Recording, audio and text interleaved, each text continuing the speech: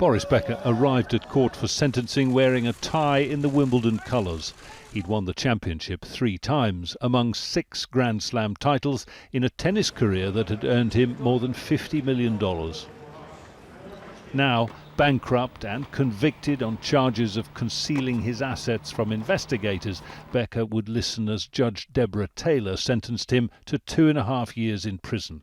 He must serve half of it before becoming eligible for release.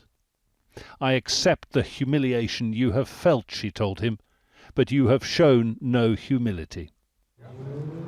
The sporting legend turned coach and commentator has led a colourful life with vast earnings fueling a famously lavish lifestyle and then paying for a famously expensive divorce.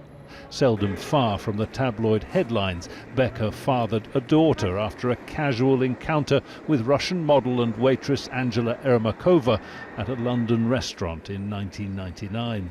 By his own evidence, child maintenance payments and disastrous financial mismanagement contributed to bankruptcy in June 2017. The court found that Becker kept spending and used deceit to hide what was left, more than $3 million in cash and assets.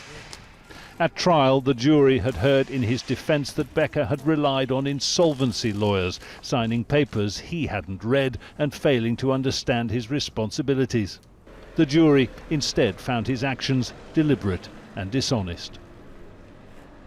It's not the first time Becker has had a brush with the law. In 2002, he was handed a 2.5-year suspended sentence for tax evasion in his native Germany.